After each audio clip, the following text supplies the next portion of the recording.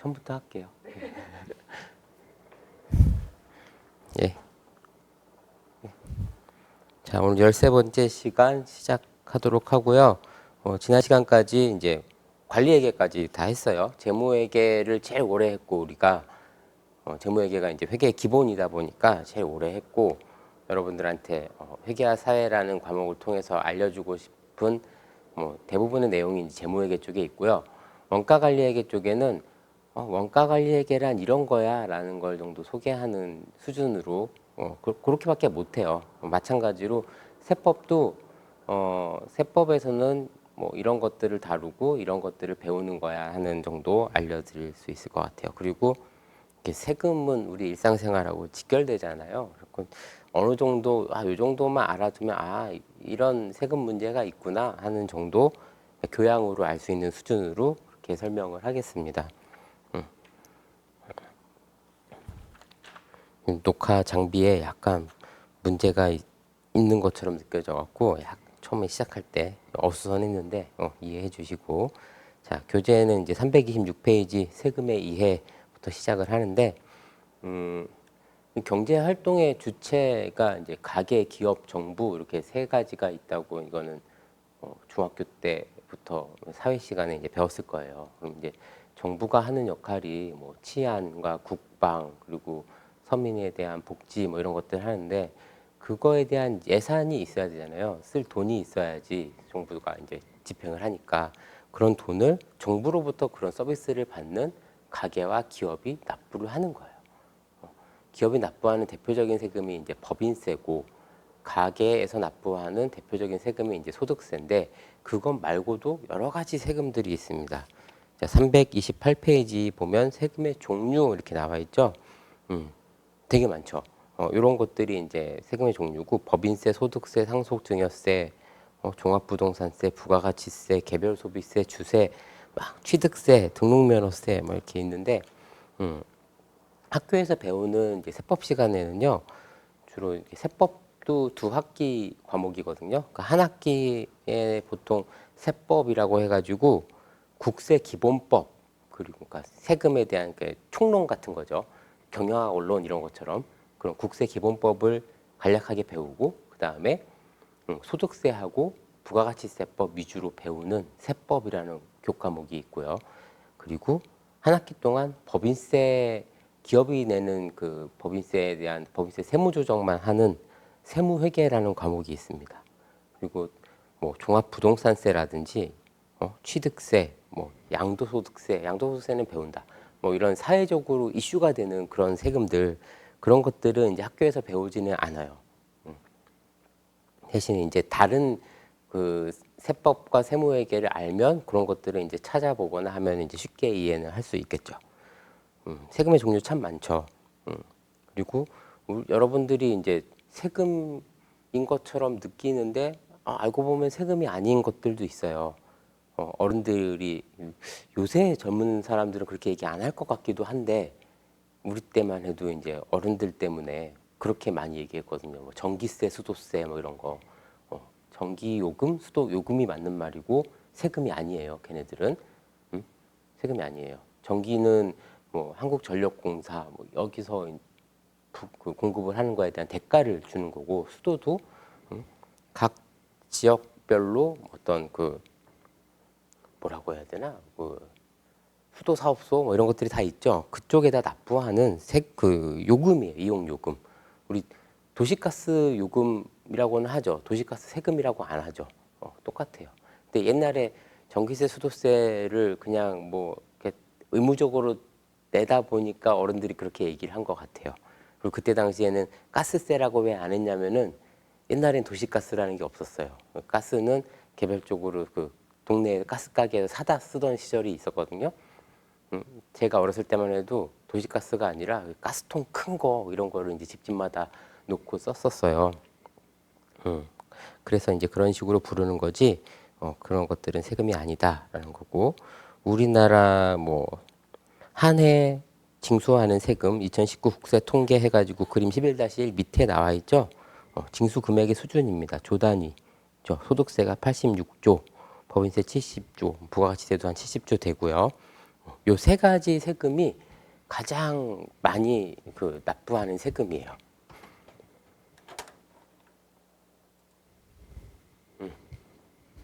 죄송해요.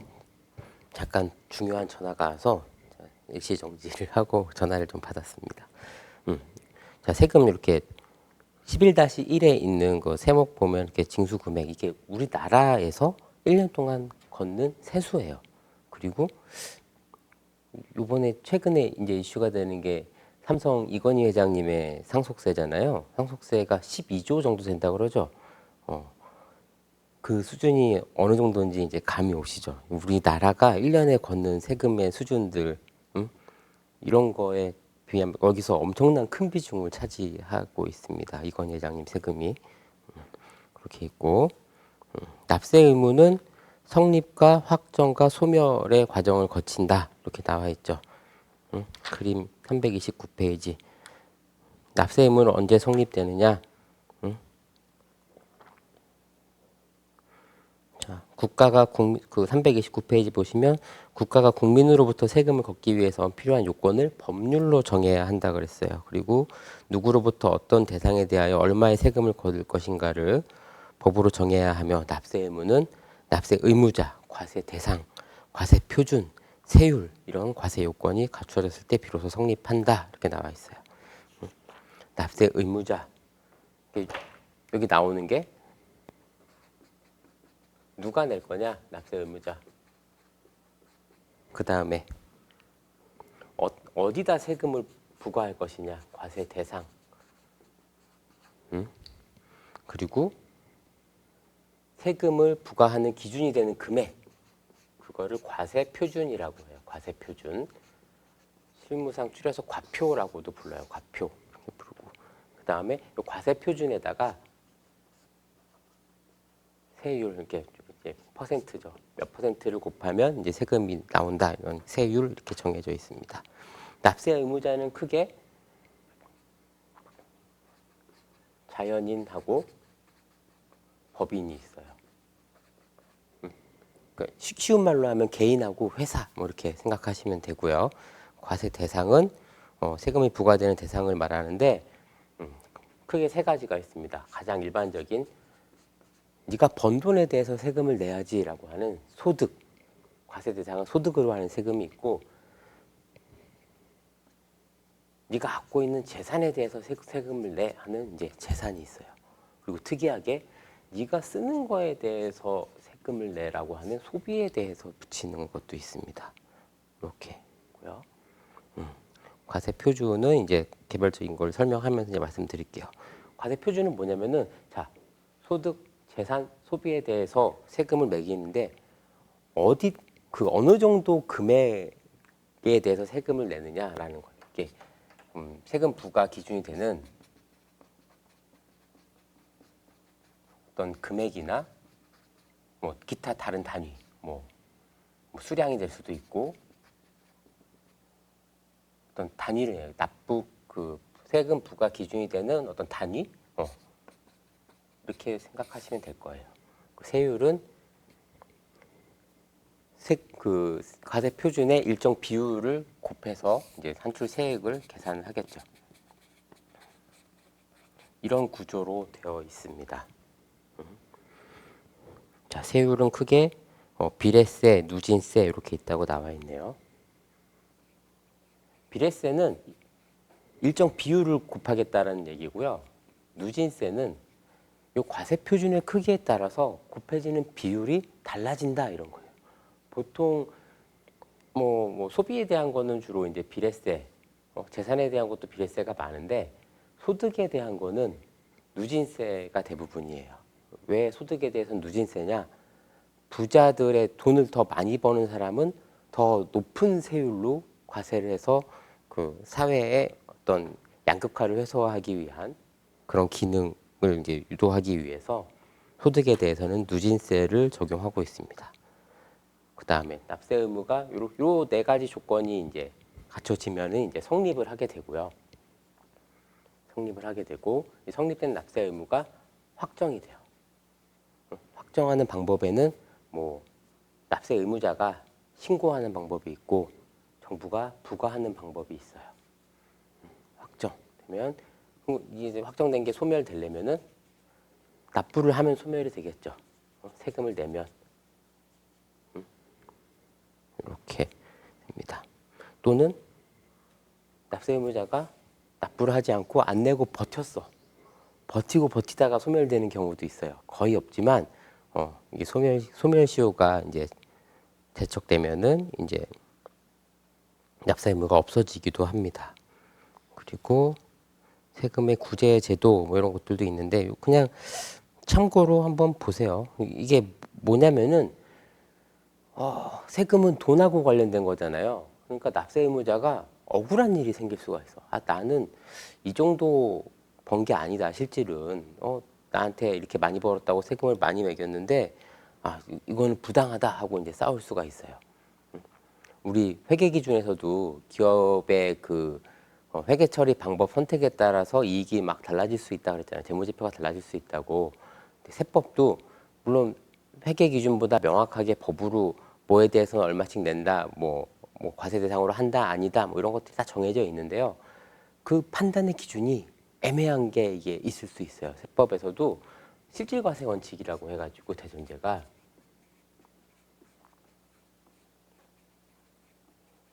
과세 형평에 맞아야 돼요. 실제로 이 사람이 그만큼 벌어들였다고 보기 때문에 과세를 하는 건데 납세 의무자가 아닙니다. 이 거래 이면에는 뭐 이런 것들이 있습니다 하는 다툼이 있을 수 있잖아요. 이쪽에서 이제 좀 어려운 얘기를 할 수가 없어서 그냥 이 정도로만 할게요. 이런 다툼이 있으면은 세무서하고 납세 의무자랑 싸워야 되죠. 그 싸우는 그런 과정이 이제 여기 나와 있어요. 일단 제일 처음에 이의 신청을 하게 됩니다. 나한테 부과된 이 세금은 부당합니다 하고 이의 신청을 하는 제도가 있고 이의 신청을 했을 때 관할 세무서에서 오케이, 너 정말 억울하겠다, 부과를 취소할게, 깎아줄게 이런 결정을 하면 이제 거기서 끝나는 건데 서로 자기 주장이 맞다고 싸우는 게 대부분이에요. 국세청, 세무서 이런 데서는 우리가 과세하는 게 정당하다고 우기고요. 납세 의무자는 나는 이걸 내는 게 부당하다고 우기는 거예요, 서로. 그러면 이제 누군가 판단을 해줘야 되잖아요. 그런 제도가 이제 뭐 심사 청구, 심판 청구, 그리고 감사원 심판 청구라는 게 있어요. 이의 신청 기간이 끝나면은 요 셋 중에 하나를 선택을 하는 거예요. 선택. 심사 청구를 하면 관할 세무서에서 그 위원들을 소집해가지고 판단을 하게 됩니다. 심사 청구를 하게 되면 여기에는 이제 세무서에 있는 각 그 고위 공무원들, 뭐 법인세과장, 소득세과장, 세무서장, 조사과장 뭐 이런 공무원들하고 그 지역에서 활동하는 공인회계사, 세무사, 변호사 이런 외부 자문들이 있어요. 그 인력들, 교수님들도 계시고 그런 사람들이 모여서 보통 외부 인력이 좀 더 많이 참여를 하게 될 거예요. 뭐 이렇게 해가지고 판단을 하는 거죠. 그리고 심판 청구는 뭐냐면 조세 심판원이라는 데가 있습니다. 조세 심판원. 여기 가서 판결을 받는 거예요. 약간 세금과 관련된 약식 재판 같은 거라고 보시면 돼요. 감사원 심판 청구는 뭐냐면은 어쨌든 이 두 개는 전부 다 관할 세무서 아니면은 조세 심판원 어쨌든 국세청하고 관련된 곳이니까 팔이 안으로 굽지 밖으로 굽겠냐. 여기서 아무리 판결을 해도 세무서한테 유리한 판단을 낼 거다라고 이제 생각을 하고 아예 감사원에다가 심판 청구를 하는 경우도 있어요. 이 세 가지를 선택해서 하게 됩니다. 이 세 가지를 통해서도 해결이 안 됐다.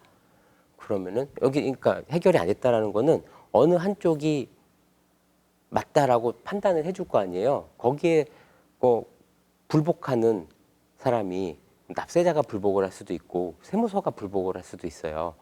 난 억울해. 더 따져보고 싶어 하고 그러면은 이제 그 다음에 가는 게 이제 소송이에요. 행정소송으로 가는 겁니다.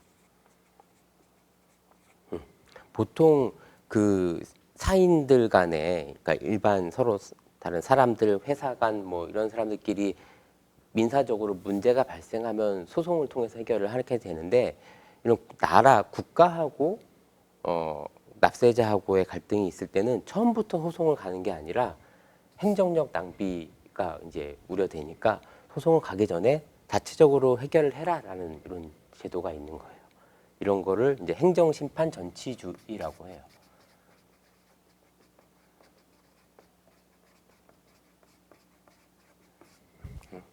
어떤 국가하고의 분쟁을 하기 전에 이런 걸 먼저 거쳐라라는 그런 겁니다. 저도 요거하고 관련돼서 모 세무서의 그런 위원으로 활동을 하고 있습니다. 그런 게 있고 이제 본격적으로 세금에 대해서 배워볼 건데 부가가치세가 여러분들이 가장 와닿는 세금이라서 제일 앞에 나와요 항상. 여러분들 세금 1년에 얼마 내는 것 같아요? 아직 돈을 벌지 않으니까 나는 세금 내는 게 없어 이렇게 생각할 수 있겠죠. 그리고 나는 세무서에 뭔가 돈을 낸 적이 없어 라고 생각을 할 수가 있는데 우리 그 과세 대상에는 소득만 있는 게 아니었죠. 재산도 있고 소비도 있죠. 물론 아직 학생이라 재산도 없어. 근데 여러분들 소비는 하죠. 이 소비하고 관련된 세금이 부가가치세예요. 부가가치세. 이게 왜 소비하고 관련된 세금이고 결론적으로 최종 소비자가 부담하는 세금이 되는 건데 이게 왜 그렇게 되냐면 부가가치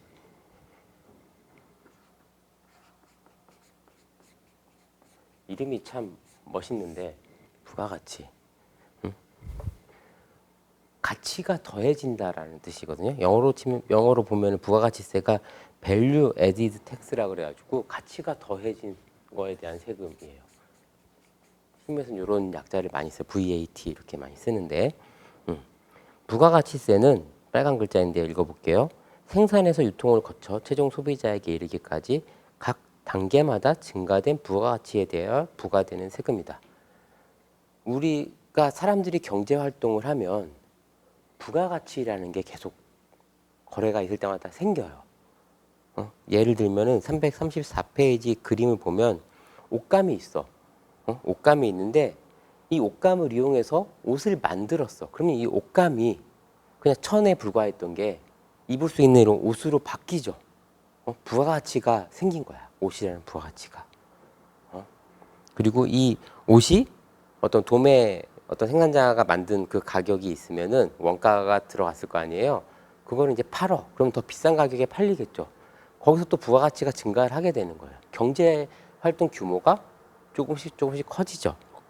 이런 거가 이제 부가가치가 증가한다라고 이제 보는 거고요.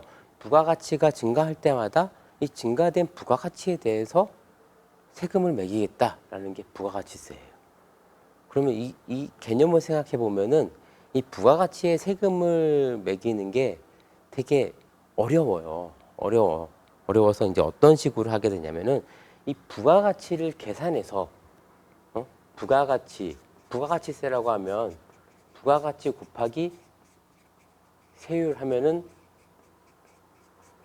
부가가치세 이렇게 나오는데 이론적으로는 요거를 각자 계산해서 신고해서 납부해라고 하면은 이거 아무도 못해요. 너무 어렵기 때문에. 그래서 어떻게 하냐면 전단계 세액공제법이라고 해가지고 매출세액에서 매입세액을 빼서 부가가치세를 계산하는 이런 방식을 이용을 하고 있어요. 이건 다른 나라들도 다 이렇게 하고 있습니다. 요 과정을 한번 설명을 드려볼게요. 교재 334페이지하고 335페이지에 있는 그 내용을 가지고 한번 설명을 해볼게요.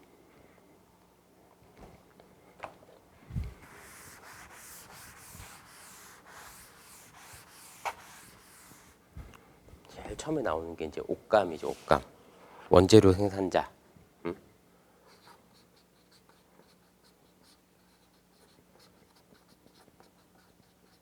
제가 옷감을 만들어. 그 다음에 제품 생산자.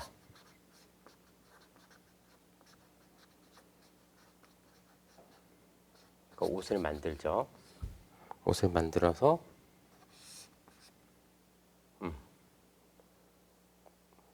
제품 판매자로 할게요. 제품 판매자. 판매자한테 물건을 넘겨요. 그쵸? 제품 판매자. 제품 판매자가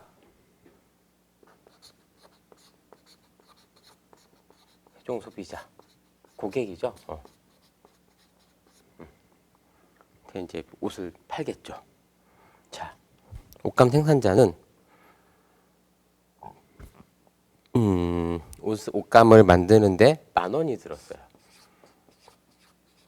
이 원재료 생산자가 이제 뭐 10,000원이라는 부가가치 창출하기 전에 어떤 뭔가 또 필요한 게 있으면 이 앞 단계가 또 있을 수도 있어요. 근데 일단 얘가 제일 앞에라고 생각을 할게요. 얘가 정말 맨 앞 단계 막 누에를 키워서 누에고치에서 이렇게 뭐 씨를 뽑아가지고 옷감을 만들었어. 그거 하는데 이제 10,000원이 들었어. 그리고 요 옷 생산자한테 요거를 10,000원에 판매했다. 여기다가 안 쓰고 옆에다 쓰는 게 더 이해하기 편하겠다. 요 거래 가격이 10,000원이에요. 10,000원. 그리고 요 제품 생산자는 요 10,000원짜리 옷감을 가지고 옷을 만들어서 제품 판매자한테 25,000원에 팔아요. 그리고 제품 판매자는 소비자한테 옷을 50,000원에 팔어. 이런 거래 관계가 있다라고 볼게요. 그럼 여기서 발생한 부가가치가 15,000원이고 여기서 발생한 부가가치가 25,000원이에요. 그렇죠? 총 부가가치는 얼마죠? 총 부가가치는 여기서 10,000원이 있구나. 10,000원, 15,000원, 25,000원. 그렇죠? 50,000원. 그렇죠? 요 거래 전체에 총 부가가치 창출액이 50,000원이에요. 50,000원. 우리나라의 부가가치 세율은 10%입니다. 그러면 부가가치세는 세율 10%니까 얼마예요? 5,000원이 되겠죠. 이 5,000원이라는 부가가치세가 어떻게 그 국가에 흘러 들어가는지 요거를 이제 볼 거예요. 자, 요 옷 생산자가 원재료 옷감 생산자가 옷 생산자인 그 옷 공장, 뭐 제일모직 이런 데다가 옷을 10,000원에 옷감을 10,000원에 팔어. 그러면 얘는 매출액이 10,000원이잖아. 응? 그러면 부가가치세 매출세액이 1,000원이에요. 1,000원. 합치면 11,000원이 되는 거야. 11,000원. 그러면은 이 제품 생산자가 실제로 요 생산자한테 요걸 사올 때 10,000원 주고 사오는 게 아니고요. 11,000원을 주고 사오는 거예요. 11,000원을 주고 사오는 거예요. 우리는 뭐 1,000원 더 안 냈는데요. 뭐 이렇게 생각할 수 있는데요. 그런 경우에는 요 10,000원 안에 부가가치세가 포함된 거예요. 그러면은 그러면 옷감이 뭐 9,091 이렇게 되고요. 부가가치세가 909 이렇게 합쳐서 10,000원 이런 거예요. 이렇게 물건 가격에는 다 부가가치세가 10%가 포함되어 있어요. 이렇게 보시면 돼요. 근데 요거는 이제 이해를 쉽게 하기 위해서 물건 가격이 부가가치세 포함해서 10,000원이다라고 하면 막 소수점이 나와야 되고 이러니까 이런 단위가 나와야 되니까 이렇게 예를 든 거예요. 이렇게. 그리고 여기서는 이제 제품 생산자가 제품 판매자한테 물건을 팔면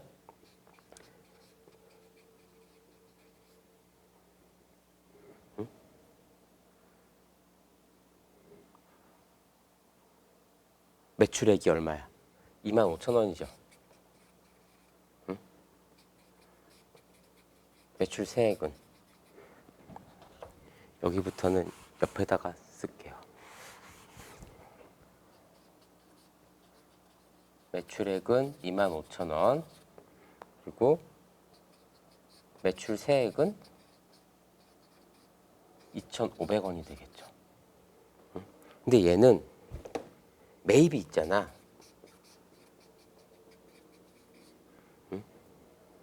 만 원에 매입해왔잖아요. 매입액이 10,000원이야. 그리고 매입세액은 1,000원이죠. 여기 있는 요 매출세액 1,000원이 얘한테는 매입세액 1,000원이에요. 매입세액 1,000원. 이렇게 되면 그러니까 여기서 부가가치세는 1,000원이고요. 매출세액밖에 없으니까. 여기서 부가가치세는 매출세액 2,500원에서 매입세액 1,000원을 뺀 1,500원이 되는 거예요. 응? 여기서 가게 되면은 얘는 요 25,000원짜리를 5만 원에 팔았죠. 매출액이 5만 원이야. 매출세액은 5,000원이 돼요. 매입은 얼마예요? 얘는 25,000원 주고 사왔죠. 매입세액은 2,500원이에요. 요 거래에서 부가가치세는 2,500원이 거치는 거예요. 그렇게 해갖고 정부는 1,000원, 1,500원, 2,500원 합쳐서 5,000원만큼의 부가가치세를 걷는데 요거를 어떤 식으로 걷게 되냐면 계산되는 과정은 이제 설명을 드린 거고 실제로 이걸 어떻게 누가 부담을 하고 어떻게 되냐면 이 부가가치세라는 거는 아까도 얘기했듯이 물건 가격에 포함해서 거래를 하게 돼요. 물건 가격에 포함해서. 그 얘가 부가세를 포함해서 11,000원에 사온 거야. 응? 11,000원에 사왔어. 그럼 얘는 요 1,000원만큼을 자기가 돈은 받았지만 이거 11,000원을 받아서 1,000원만큼은 부가세 신고할 때 납부를 해요. 나라에다 1,000원을 납부해. 얘가 납부해. 얘가. 요 1,000원을 원재료 생산자, 옷감 생산하는 애가 부가세 신고해서 납부를 해요. 그리고 얘는 부가가치세 신고할 때 얘한테 25,000원짜리 팔면서 2,500원 받죠. 27,500원의 물건을 팔고 그중에 25,000원이 자기 매출이고 2,500원은 부가세예요. 그리고 자기가 부담했던 매입세액 얘한테 1,000원 줬던 거를 빼가지고 요 1,500원을 나라에 납부를 하는 거야. 그러니까 분개를 하게 되면요. 우리 재무회계를 배웠으니까 분개해볼게요. 원재료 생산자 분개를 하게 되면 물건을 팔 때 일단 현금 얼마 받아요? 현금 받았다 칠게. 현금 11,000원 받죠. 매출이 얼마야? 10,000원이에요. 1,000원은 부가가치세 예수금이라고 해요. 예수금. 남의 돈을 잠깐 갖고 있는 거야. 그리고 이 부가가치세 예수금은 납부를 해요. 부가가치세 신고할 때 1,000원 부가가치세 예수금이라는 부채가 이때 없어져요. 특이하죠. 요 분계에서 요 분계에서 요게 이제 매출시 분계고 부가가치세 납부시 분계예요.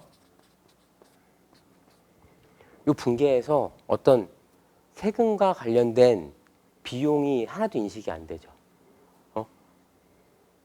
뭐 손익계산서 판관비에 뭐 세금과 공과 뭐 이런 비용 항목이 있는데 세금과 공과로 처리되는 게 아무것도 없어요. 세금이 비용으로 인정이 되는 게 아니고 내가 물건 팔면서 받아놓은 부가세를 부채로 예수금이라는 부채로 잡아놨다가 납부를 할 때 이 부채를 없애주는 거야.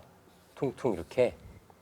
그리고 실제로 나는 현금을 11,000원 받았다가 1,000원은 나라에다 내고 내 매출 10,000원만큼만 내가 갖는 거예요. 이렇게 딱 끝나는 거예요. 그리고 옷 생산자는 매출 시 현금을 25,000원짜리를 팔면서 27,500원을 받죠. 그리고 자기 매출은 25,000원이야. 그리고 부가가치세 예수금이 2,500원 이렇게 잡혀요. 그리고 매입도 요거 하기 전에 매입 먼저 쓸 거 그랬다. 매입을 하게 되면은 뭐 재고자산 이렇게 할까요?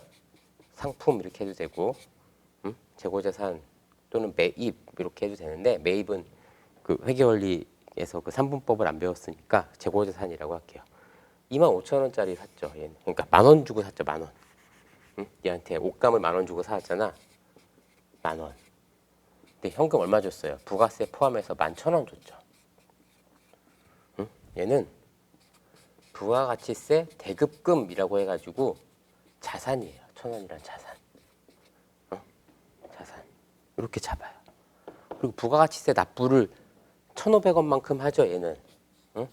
1,500원을 납부할 때 이렇게 회계 처리를 합니다. 이게 이제 두 번째가 매입 시 회계 처리고 그 다음에 부가가치세 납부 시 회계 처리를 보면 현금을 얼마 내요? 나라에다가 1,500원 내죠. 그리고 자기가 갖고 있던 부가가치세 예수금을 없애줘. 2,500원 이렇게 없애줘. 그리고 대급금도 없애줘요. 자산이니까 오른쪽으로 없애지겠죠. 부가가치세, 대급금, 1,000원 이렇게 없애주는 거예요. 그럼 차변에 2,500원, 대변에 2,500원이 딱 떨어지죠. 요 분계에서도 어떤 이런 세금과 공과라는 세금이 비용 항목으로 인정되지 않아요. 그냥 부가가치세는 내가 잠시 맡아뒀다가 그리고 잠시 부담했다가 나중에 정리가 되는 거예요. 그리고 현금으로 나가고 끝나. 이런 식으로 돼요. 이게 이제 부가가치세 현금 흐름입니다. 그러니까 회계 처리 과정이에요. 요 판매자는 최종 소비자한테 물건을 팔면 저런 거는 과정은 똑같겠죠. 얘도 이제 매출 시에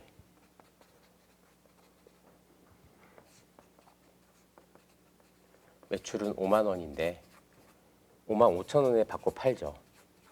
그리고 부가세 예수금이 5천 원 이렇게 되는 거고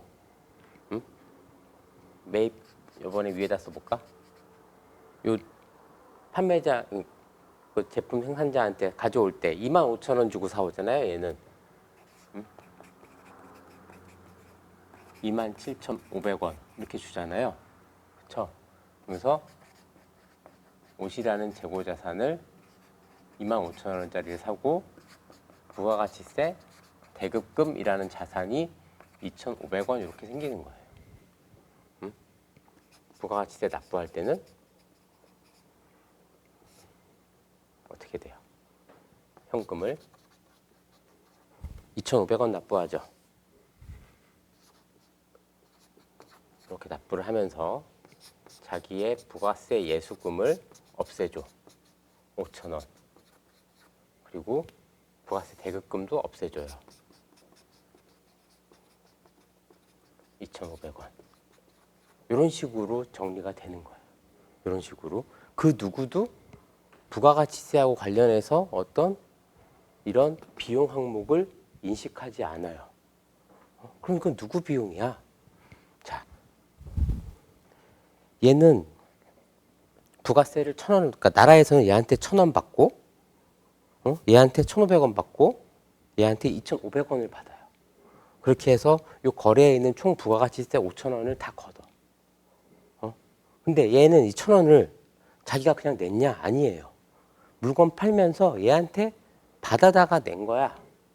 그리고 얘는 1,500원 어떻게 냈어? 자기가 물건 팔면서 얘한테 2,500원을 받고 또 얘한테 줬던 1,000원을 빼서 1,500원을 낸 거예요.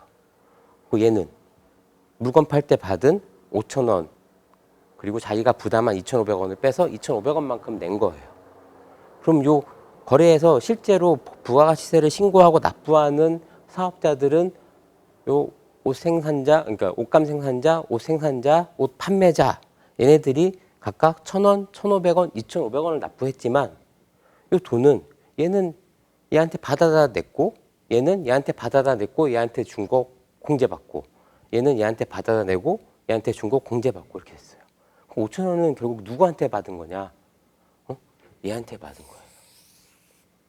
얘는 요 5만 원이라는 옷을 사면서 5만 5천 원을 구입을 하고 주고 산 거죠. 그러니까 최종적으로 요 부가가치세 5천 원은 누구 주머니에서 나온 거냐? 얘 주머니에서 나온 거예요. 최종 소비자 주머니에서. 이렇게 하는 거예요. 부가가치세가. 그래서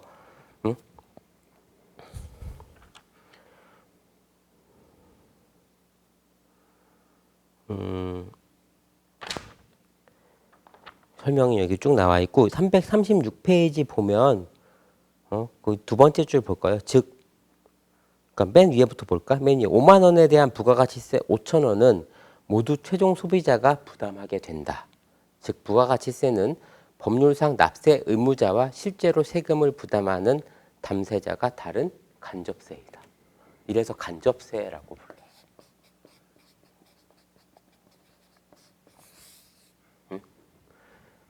얘는 자기가 5만 5천 원 주고 물건 산 걸로 끝이지 어떤 세금을 신고 납부할 의무는 없어요.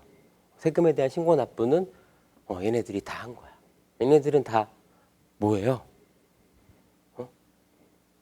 장사하는 사람들이죠. 이런 사람들을 부가가치세법에서는 뭐라고 하냐면 사업자라는 용어를 써요. 사업자. 부가가치세의 신고 납부 의무는 사업자한테 있어요. 그런데 부가가치세를 결국 부담하는 사람은 소비자예요. 이게 이제 부가가치세 구조입니다. 그리고 이런 거 들어봤죠. 사업자 등록. 회사든 뭐 개인이든 어떤 그 영리 행위를 하기 위해서 법인을 회사는 이제 법인을 만들죠.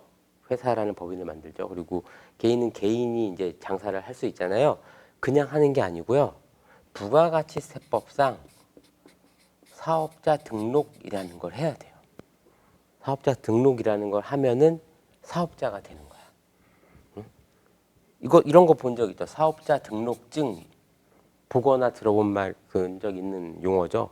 이게 내가 영업을 하기 시작할 거야라고 하면 사업자 등록증이라는 걸 받아요. 우리 주민등록증처럼 사업자 등록증이라는 걸 받고 사업자 등록증이 있으면 사업을 할 수 있는 거고 이런 사업자의 의무는 부가가치세를 신고 납부할 의무가 있어요. 근데 실제로 뭐 물건 가격들이 뭐 뒤에 뭐 11,000원, 22,000원 이런 식으로 안 생겼고 10,000원, 20,000원 막 이렇게 생겼잖아요. 그거는 부가세를 포함해서 그렇게 가격이 결정이 된 거야. 그런 경우에는 이렇게 되는 거예요. 10,000원이다라고 하면은 이렇게 되는 거예요. 10,000원에 부가세가 포함되어 있으니까 110분의 100만큼이 물건 가격이고 110분의 10만큼이 부가세가 되는 거예요. 10,000원에 110분의 100 하면은 이 숫자가 나와요. 현금을 10,000원을 받으면 물건을 팔고 이 중에 내 매출은 9,091원이야. 그리고 부가가치세 예수금이 909원이 되는 거예요. 이런 거예요, 실제로. 새우깡이 1,000원이다. 그러면은 매출은 909원이고 부가가치세가 91원인 거예요. 이렇게 됩니다. 그래서 이제 부가가치세 같은 경우에는 누구나 다 소비를 하는 거잖아요. 누구나 소비를 하기 때문에 누구나 세금을 내는 게 똑같아요. 그러니까 물건을 산 만큼 세금을 내는 거야. 그러니까 부가가치세의 가장 큰 문제는 그 부자에게 많은 세금을 거둘 수 있는 세금이 아니에요. 부자나 가난한 사람이나 똑같은 조건에서 세금을 부담을 하게 되는 거예요. 근데 부가가치세는 어때요? 물건 가격에 바로 포함이 되기 때문에 안 낼 수가 없는 세금이에요. 정부 입장에서는 이런 간접세가 징수하기가 정말 편해요. 징수하기가 정말 편해요. 그래서 막 가끔씩 국회에서 막 이런 게 논의될 때가 있어요. 우리나라 부가세율이 너무 낮아서 좀 올려야 된다. 그런 의견들이 나오거든요. 그럼 이제 반대하는 쪽 의견들은 그렇게 되면은 서민들이 힘들어진다. 부가세를 올리지 말고 소득세나 법인세를 올려야 된다. 이렇게 얘기를 하는 거예요. 지금 우리나라가 지금 법인세율이 되게 낮은데 뭐 10%, 20% 이래요. 옛날에 제가 공부할 때만 해도 법인세율이 16%, 24%, 28%막 이랬나? 그래요. 하도 오래돼서 기억은 안 나는데 많이 떨어졌죠. 그러니까 기업의 경쟁력, 뭐 글로벌 경쟁력 강화를 위해서 이렇게 법인세율을 낮췄다라고 하는데 세수를 늘리려면은 만약에 법인세를 1%막 이렇게 올리죠. 그러니까 우리나라 법인세를 누가 다 내냐면 삼성이 대부분 내고 삼성전자, 현대차 이런 대기업들이 진짜 많이 내요 법인세를. 일반 중소기업들이 내는 세금은 그냥 뭐 세발의 피 막 이런 수준이에요. 법인세 1% 올리면은 삼성 같은 데서 이제 돈을 받아다가 국가 예산으로 쓰는 거죠. 근데 부가가치세를 1% 올린다 그러면은 온 국민이 다 부담하는 거예요 세금을. 이런 문제가 있어요. 그래서 함부로 못 올리죠. 지금 부가가치세율은 옛날부터 지금까지 계속 10%예요. 네. 그리고 부가가치세가 면제될 수도 있다 이렇게 나와 있는데 이건 뭐냐면은 면제는 부가가치세는 최종 소비자가 다 같은 조건으로 부담하는 거라고 그랬잖아요. 그런데 그런 거 있죠. 지출하지 않고는 못 사는 그런 기초생필품.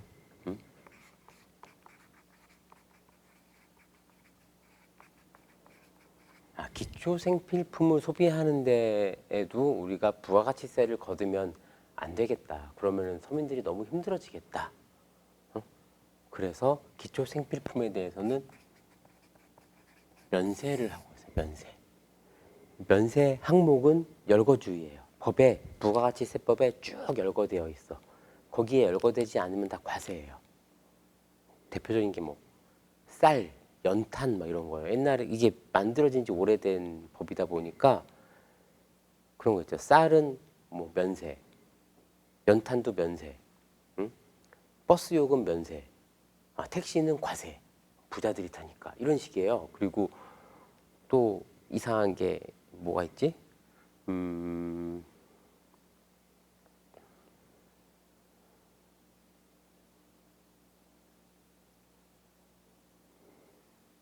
'수돗물 면세고요. 물은 꼭 있어야 되니까. 생수는 과세.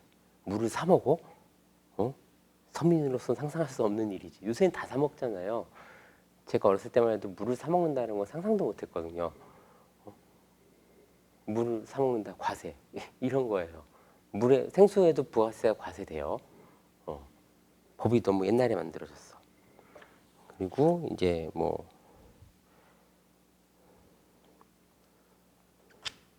여기 보면 나와 있죠.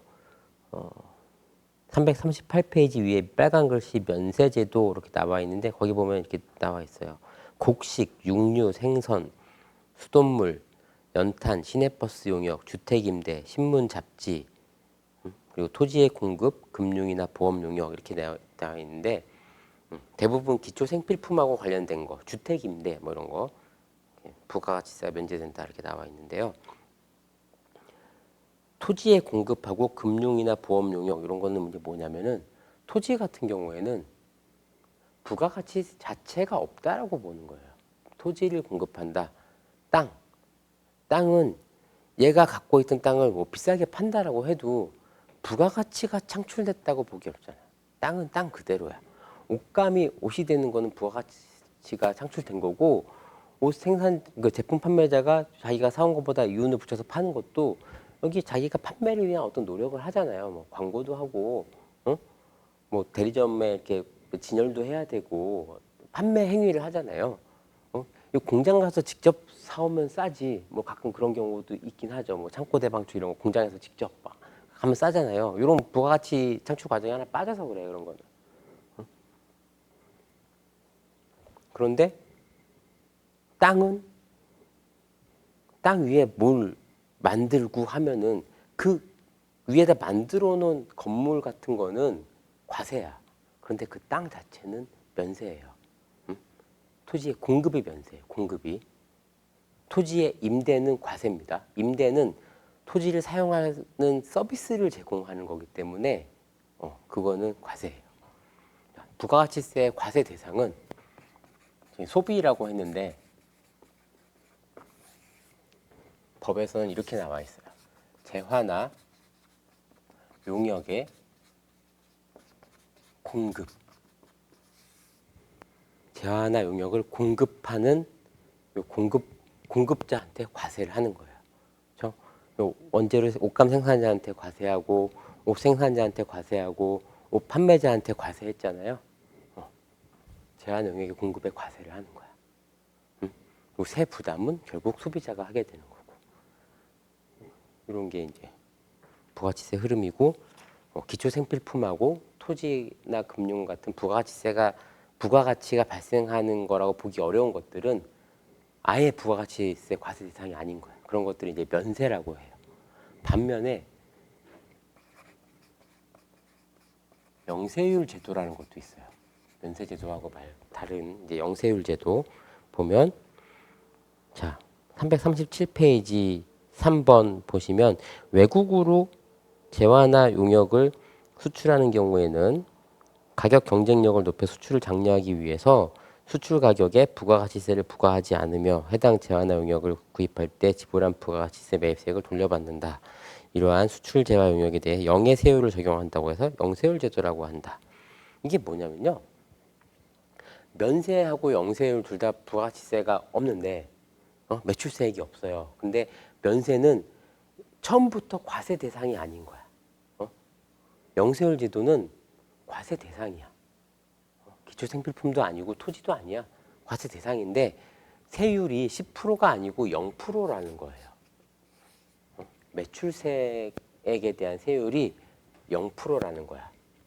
뭐가 다르냐면 면세사업자는 자기가 매출한 거에 대해서 매출세액을 부담하지 않아요. 매출 과표가 아예 없어서. 그렇기 때문에 매입세 공제를 안 해줘. 쌀 가게에서 뭐 이렇게 쌀을 파는데 쌀은 면세잖아요. 근데 쌀 가게가 어떤 쌀을 막 도정하는 기계를 샀어. 기계 사면서 기계 판매자한테 부가세 매입세액만큼 부담하고 사왔을 거 아니야. 근데 얘는 그 기계를 이용해서 부가가치세가 과세되는 과세 사업을 하는 게 아니고 면세 사업을 하거든요. 그러니까 네가 구입한 기계 대금은 매입세액 공제 안 해줘 이렇게 되는 거야. 그러니까 얘는 쌀 가게는 매출세액에 대해서는 세금을 안 내지만 매입세액 공제는 못 받는 거예요. 그 논리예요. 어떻게 보면은 그 양곡 기계에 대한 최종 소비자가 쌀 가게가 돼버리는 거예요. 그냥 얘는 매입세액 공제를 못 받아. 대신에 영세율은 과세 대상이야. 세율만 0이야. 그러니까 매입세액 공제는 받아요. 제일 좋은 거죠. 근데 수출하는 거에 대해서 왜 영세율을 적용하냐면 교재에 있는 것처럼 수출 경쟁력을 높이기 위해서. 그리고 또 있죠. 밑에 보면 다른 얘기가 나와 있어요. 무역을 하는 데 있어서 간접세를 수출국에 과세하지 않고 수입국에서만 과세하도록 한다. 왜냐하면 재화나 용역을 수입할 때도 수입 가격에도 부가세가 붙거든요. 세관장이 부가세를 붙여요. 세관에서 부가세가 붙어요. 그러면 우리나라에서 10,000원짜리 물건을 만들어서 11,000원에 팔리잖아요. 예를 들면. 그러면 이제 일반인들은 11,000원에 사고 1,000원만큼 부가세가 되는 건데 얘를 수출을 하게 돼. 만약에 부가세를 붙여서 수출하게 돼. 11,000원에 수출하게 돼. 그럼 요거를 수입한 수입국에서는 요 11,000원짜리에다가 부가세를 또 붙인다고요. 그러면 12,100원 뭐 이렇게 되겠죠. 같은 유리라고 하면. 그러면 가격 경쟁력이 떨어지잖아. 자국 거 사는 게 훨씬 유리해지잖아요.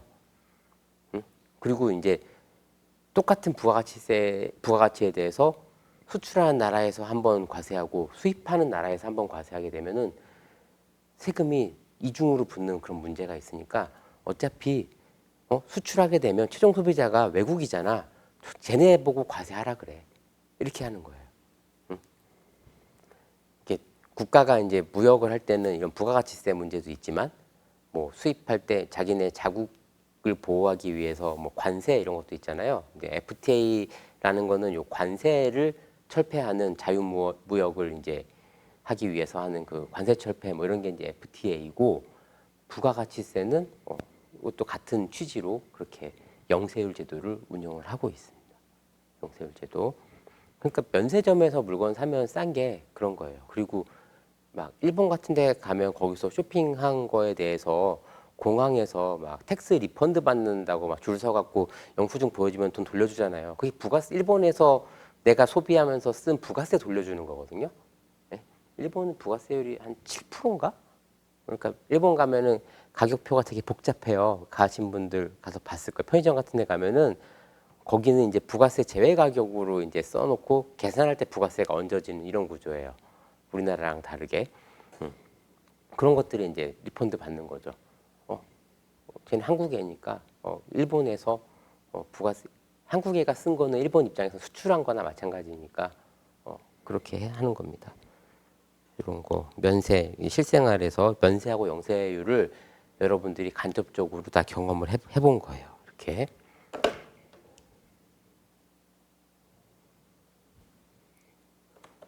잠깐만요.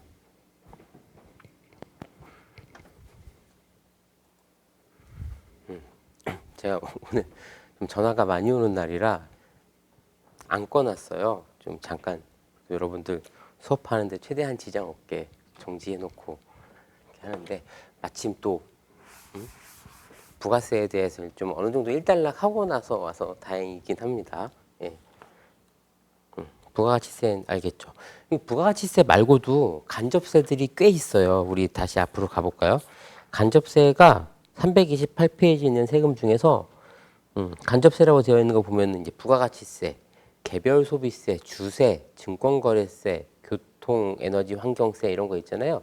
이런 것들은 알게 모르게 우리가 사는 물건 가격에 부가가치세만 있는 게 아니고요. 만약에 소주다 이러면은 소주에는 주세가 포함되어 있어요. 주세만 있는 게 아니에요. 여기에 여기 뭐 다 나와 있지는 않은데요. 뭐 그런 것도 있어요. 교육세도 있고요. 그리고 뭐 갑자기 생각이 안 나는데 되게 많아요. 하여튼 세금이 한 몇 가지가 붙습니다.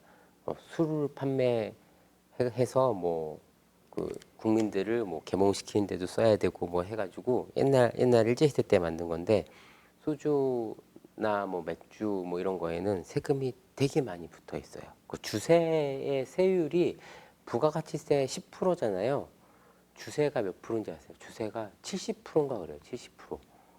그러니까 술값의 그 원재료라고 해야 되나? 실제 제품 가격 있죠. 제품이 가격이 차지하는 비중은 되게 낮아요. 나라에서 가져간 게 더 큰 거죠. 근데 부가세 10% 있고 주세가 70% 있고 주세에 또 몇 프로 이런 뭐 교육세 같은 게 막 붙어요. 응? 담배도 마찬가지고. 그리고 이제 근데 이제 좀 재밌으라고 하는 얘기인데 막걸리는 주세가 10%예요. 전통주 육성 차원에서 막걸리는 주세가 10%입니다.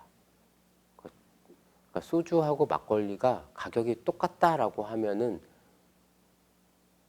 소주는 세금 비중이 훨씬 높고 막걸리는 원가 비중이 높은 거잖아요. 그러니까 소주보다 막걸리가 더 고급 술인 거가 되는 거죠. 예. 이거를 막걸리 회사 영업 상무가 얘기해 줬습니다. 예. 그렇고 그 다음에 부가가치세는 이 정도 뭐 알아두시면 되고 부가가치세하고 관련해 갖고 또 재밌는 얘기가 세금계산서라는 게 있어요. 세금계산서 339페이지 보면은 세금계산서 이렇게 있죠. 그 양식을 한번 이렇게 쭉 보고 계세요. 이거 지우는 동안.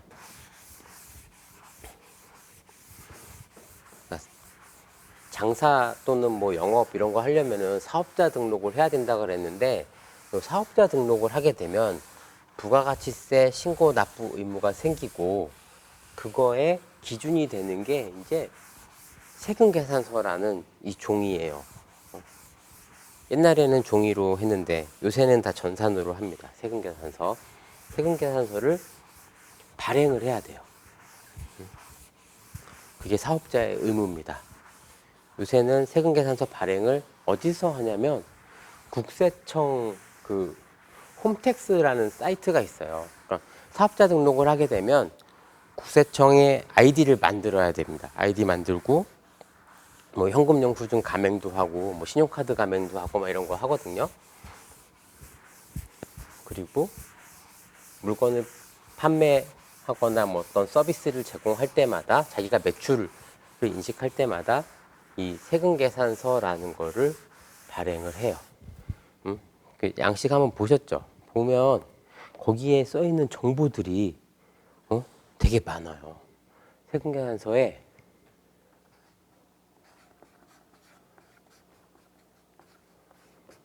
공급자에 대한 인적 사항이 있어요. 공급자 등록번호 있죠?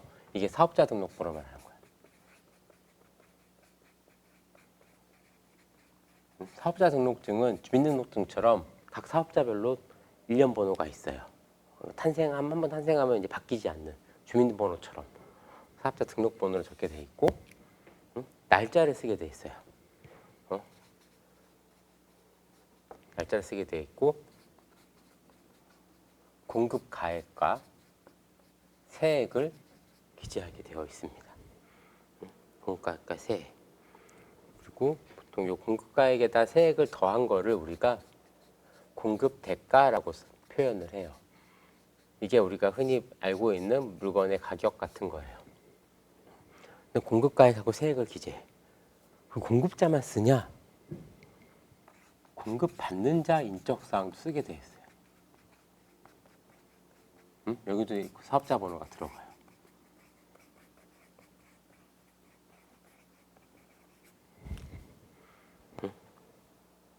그리고 밑에 뭐 현금, 수표, 어음, 외상, 미수금 막 이런 거 있죠. 이런 거는 그냥 부수적인 정보고 안 써도 돼요. 필수 항목은 이거야. 공급자에 대한 내용, 뭐 상호, 사업자 번호 보통 실무적으로 사업자 번호 딱 치면은 얘가 어디에 위치한 누구다까지 자동으로 다 찍히죠. 우리 주민번호만 딱 되면은 어디에 살고 있는 누구라고 딱 나오잖아요. 그런 거 똑같아요. 사업자 번호 두면 딱 입력하면 얘하고 관련된 인적 사항이 딱 찍히는 거예요. 그리고 몇 월 며칠 날, 몇 년도 몇 월 며칠 날 얼마짜리를 팔았고 매출세액이 얼마여서 얼마를 받는다라는 그게 세금계산서에 딱 들어가. 그리고 그거를 누구한테 팔았는지가 기록이 됩니다. 요게 이제 세금계산서예요. 세금계산서는 무슨 세금이죠? 뭐 부가가치세죠.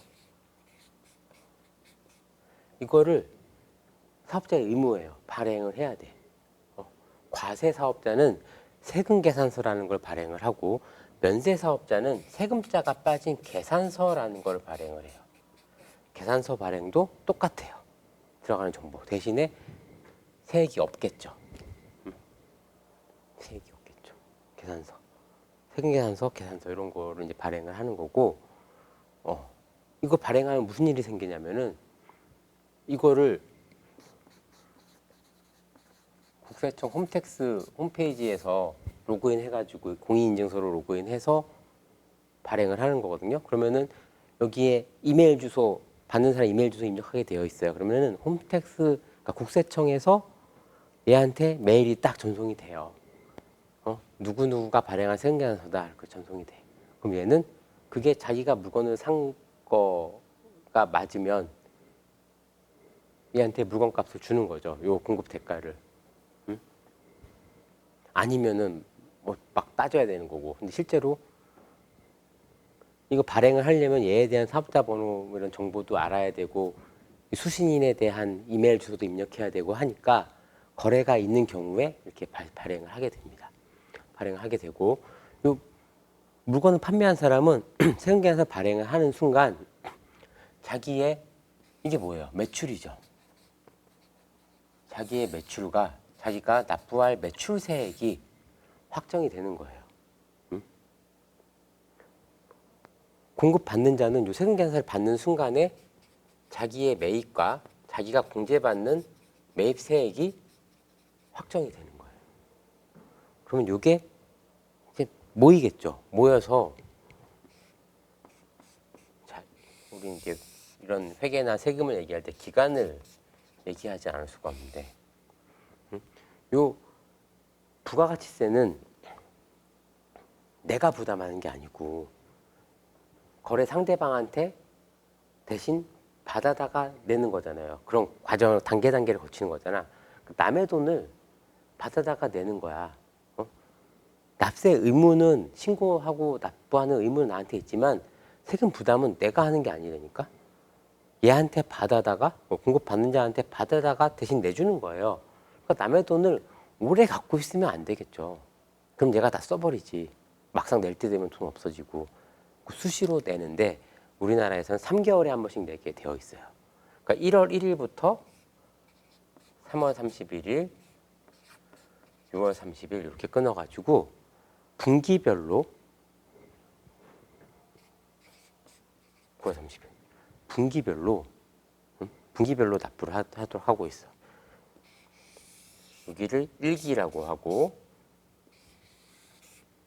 너무 작게 그렸는데 2기라고 해요. 2기라고 하고 그리고 요 3개월을 1기 예정신고, 요 뒤에 3개월을 1기 확정신고라 그러고요. 여기를 2기 예정신고, 여기를 2기 확정신고 기간 3개월, 3개월, 3개월, 3개월이고요. 1월 1일부터 3월 31일까지의 거래, 그러니까 요 1월 1일부터 3월 31일까지 발행된 세금계산서에 근거한 부가가치세 신고 납부를 언제 하냐면 4월 25일에 해요. 그리고 3월 31일부터 6월 31일까지의 그 세금계산서 기록을 기초한 부가가치세 신고 납부는 7월 25일까지예요. 다음 달 25일이야. 그리고 요 7월 1일부터 9월 31일까지의 거래는 언제겠어요? 10월 25일까지. 그리고 10월 1일부터 12월 31일까지는 언제지? 다음 연도 1월 25일까지예요. 이 날짜가 부가가치세 신고 납부 기한이에요. 이 날짜를 지켜야 돼요. 1년에 4번 이렇게 납부를 하게 됩니다. 1년에 4번. 그리고 세금계산서를 항상 발행해야 되느냐? 원칙은 항상 발행해야 되는 건데 발행을 안 해도 되는 경우가 있어요.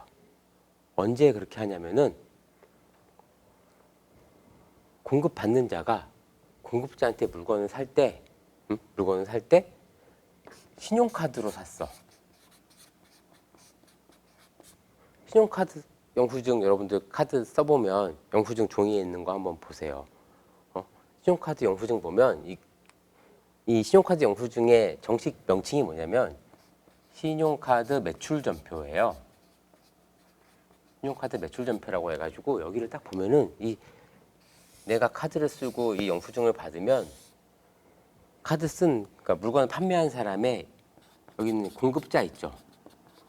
공급자 인적사항이 다 나와요. 사업자 번호, 사업자 번호 나오고 주소 나오고 대표자 누구다 뭐 이런 것까지 막 깨알같이 나와. 뭐 생략되는 경우도 있지만 나와요. 사업자 번호랑 공급자 나와. 그리고 공급가액 얼마, 부가가치세 얼마, 그래서 총 금액, 결제 금액 얼마 이렇게 나와. 세금계산서에 있는 정보가 다 있어. 여기다 나와. 공급받는 자 정보가 없는데요? 이 카드 자체가 공급받는 자 거잖아. 그렇죠? 다 있어. 그러니까 신용카드로 결제를 하게 되면 세금계산서 발행 안 해도 돼요. 아시겠죠? 그러면 뭐 계좌이체라든지 현금을 한다든지 현금 영수증도 마찬가지예요. 현금 영수증을 발행을 해도 이런 거 다 나와요. 그렇죠? 공급 받는 자 정보는 현금 영수증 요청할 때 얘기해야 되잖아. 뭐 핸드폰 번호를 입력한다든지 뭐 현금 영수증 카드를 준다든지 이런 거 해야 되잖아요. 사업자 번호를 기재한다든지 그런 거 해야 되기 때문에 다 나와. 일반적으로 뭐 계좌이체, 뭐 어음 거래, 실제 현금 거래 이런 것들에서 이제 세금계산서를 발행을 하는 거죠. 근데 기업 대 기업 간, 그러니까 사업자끼리의 거래는 뭐 카드를 쓰는 경우보다 이렇게 세금계산서를 수수하고 계좌 이체해 주는 경우가 제일 많죠. 이렇게 이제 하게 되고요. 그러면 이 물건을 파는 사람은 자기가 세금계산서를 발행할 때마다 매출이 기록이 되고 매출세액이 확정되잖아요. 발행하고 싶겠어요? 하기 싫겠어요?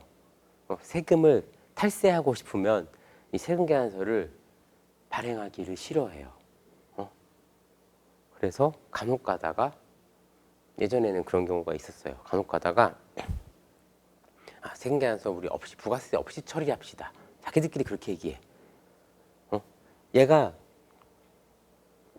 똑똑하지 못한 그냥 그런 사람이라고 하면은 그게 먹힐 때가 있어요. 응? 부가세 없이 하면은 요것만큼 깎아준다. 10% 깎아드립니다. 부가세 이 세금계산서 끊으면은 요거 주셔야 돼요라고 하면은 거기 혹해가지고 훨씬 싼데 그럼 끊지 마세요 하고 이렇게 하거든요. 응? 그렇게 하면 이제 무슨 문제가 생기냐면은 얘는 매출 신고 안 해도 되고 그냥 꽁돈 생겨서 좋은 거예요. 부가세 안 내도 돼. 근데 얘는 요 돈 그냥 줬죠. 요거 안 줘도 되니까 땡큐 이때는 이랬겠죠. 근데 줬으면 얘는 얘를 공제를 받는 거예요. 몇 달 있다가. 근데 문제는 이게 문제가 아니라 소득세 문제예요. 개인 사업자면 개인 소득세, 법인 사업자면 법인 소득세 문제예요. 응? 얘는 매출을 누락했지만 얘는 자기가 쓴 비용을 손익계산서의 비용으로 인정을 못 받아요. 세금계산서가 없으면, 적격 증빙이 없으면. 그리고 거래할 때마다 회사들은 분개를 한다 그랬잖아요. 어떤 물건을 사오고 분개를 했으면은 실제 회사에 있는 분개장 그러니까 전표에는 뒤에 영수증이 다 증빙이 붙어 있어요. 그게 없는 거야. 그게 없으면은 비용으로 인정 못 받으니까 소득세 더 많이 내죠. 그리고 이런 증빙을 뭐 수취하는 적격 증빙 수취하는 의무를 이행하지 않았다라고 하는 뭐 가산세도 물어요. 불이익이 있어요. 얘가 사업자라면은 불이익이 있어. 사업자가 아니면 상관없지 뭐. 사업자가 아니면은 부가세 아끼고 좋지. 그렇죠? 그래서 이 매출하는 사람은 세금계산서를 그러니까 탈세의 목적으로 끊기 싫어하지만 매입을 받는 측에서 원하죠. 이런 회사끼리의 거래에서 이제 주로 세금계산서가 이제 발생을 하게 되는데 이쪽도 직원이 있고 회계 담당자가 있고 할 거 아니에요. 그러니까 자기가 이 부가세 세금계산서를 받지 않으면 문제가 된다는 걸 알기 때문에 요구를 하죠. 세금계산서를 줘야지 돈을 주겠다. 이렇게 해요. 이게 이제 거래 관행처럼 딱 잡혀 있어요. 옛날에는 이 종이 세금계산서 시절에는요, 이렇게 해놓고도 종이로 해놓고도 신고 안 하고 막 이런 경우도 있긴 있었어. 요새는 다 전산으로 하기 때문에 얘는 세금계산서 발행을 했어. 발행한 것만큼 이게 다 기록이 남잖아요. 얘도 받은 만큼 기록이 남고. 근데 뭐 예전에 뭐 종이로 할 때는 뭐 실수로 누락하는 경우도 있고 고의로 누락하는 경우도 있지만 매출하는 사람이 만약에 자기가 세금계산서 발행한 것보다 적은 금액의 매출 신고를 하고 부가세를 납부했어. 응? 내가 받은 부가세는 뭐 100인데 50만큼만 신고를 하고 50은 자기가 먹어버린 거야. 남한테 받은 부가세인데.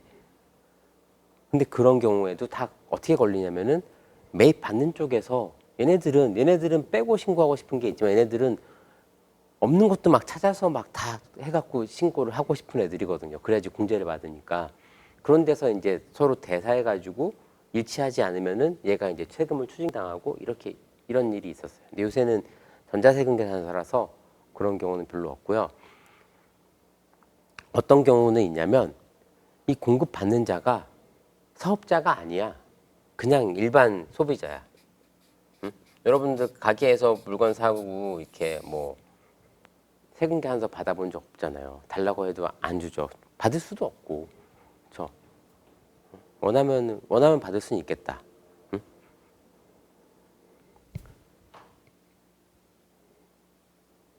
무슨 일이 일어날까요? 여기가 이 공급자가 최종 그 소매상이야. 아까 그렇지만 그 옷가게 같은 애야. 그리고 공급받는 자가 그냥 소비자야. 이러면은 현금 매출 누락이 충분히 가능하죠. 이런 거는 이제 못 잡는 거죠. 근데 요새는 카드를 많이 쓰잖아요. 그렇죠? 그리고 부가가치세 신고할 때 신고란 보면은 부가세 신고서가 이 책에는 부가세 신고서는 없는 것 같은데 부가세 신고서 보면은 이렇게 기록하게 되어 있어요. 매출액 적는欄에 세금 계산서 발행분, 신용카드 매출, 현금 영수증 다 구분해서 기록하도록 되어 있습니다. 그리고 기타, 이게 진짜 리얼 현금이죠. 이런 걸 다 기록하게 되어 있어요. 그래서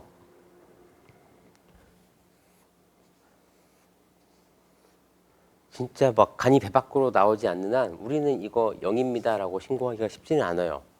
그리고 이 국세청도 여러 데이터베이스를 확보하고 있기 때문에 이런 업종에서는 현금 비중이 어느 정도 되더라라는 걸 알고 있어. 그리고 이거 적당히 전체 매출의 몇 퍼센트 정도로 이제 기록을 합니다. 솔직하게 다 신고하는 사업자는 사실 없어요. 그래서 그런 경우 여러분들이 본 적 있을 거예요. 현금으로 하면은 깎아줄게요라고 하는 거. 그게 이제 그거예요. 현금으로 하게 되면은 이 사람들은 일단 신용카드 수수료가 안 나가고 부가세만큼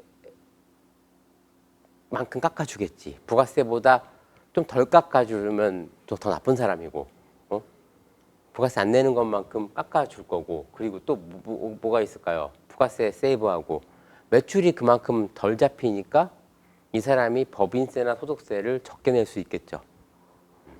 그래서 그런 걸 유도를 하는 거예요. 근데 그거를 뭐 국가에서 다 잡을 수는 없고 어느 정도 좀 양성화를 하기 위해서 만든 제도가 서민들이, 그러니까 소비자들이, 국민들이 카드를 많이 쓰면 이게 이런 일이 없어지거든요. 그래서 신용카드 소득공제라는 거를 만든 거예요.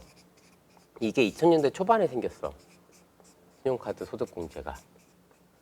연말정산할 때 카드 쓴 거 있으면 공제해준다. 이래서 사람들이 현금으로 사는 것보다 카드로 사는 게 자기한테 유리하니까 신용카드 소득공제를 받는 거예요.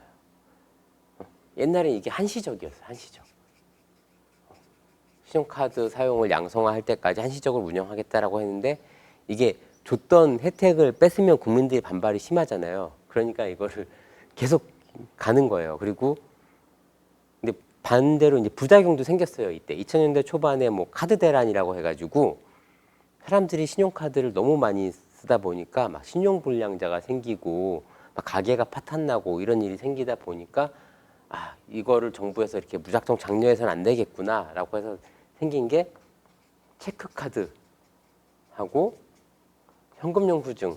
얘네들은 어떻게 보면 신용카드는 빚내서 소비하는 거고 얘네들은 있는 돈 갖고 소비하는 거잖아요. 응? 요거 쓰면은 소득공제율을 더 높여주겠다. 그리고 얘 소득공제율을 좀 낮추겠다. 이런 식으로 한 거예요. 지금 연말정산하면은 뭐 요게 이제 더 많은 혜택을 받죠. 이게 세금은 정치예요. 세법은 정치적인 게 막 그런 것 때문에 막 바뀌어요. 그리고 또 이런 것도 생겼죠. 뭐 전통시장 상품권으로 결제하면은 뭐 더 공제를 해주겠다. 전통시장 사용액, 뭐 문화예술 관련 사용액 이런 거 하면은 왜냐면 문화예술 관련 종사자들이 먹고 살기 힘드니까 그쪽 소비를 좀 늘려서 얘네들이 먹고 살 수 있게 해주기 위해서 예술가들 배고프잖아. 그러니까 그런 걸 좀 문화 활성화하고 막 이러기 위해서 뭐 연극을 관람했다든지 뭐 이런 데 썼으면은 또 이 기본적인 공제보다 더 많이 공제해 줄게라고 유도를 하는 거예요. 그리고 이쪽에 소비를 늘릴 수 있게끔 이런 거. 부가세에 특히 이제 정치적인 요소들이 많이 있죠. 이렇게 하고 잠깐 쉬었다가 나머지 세금들 얘기를 또 할게요.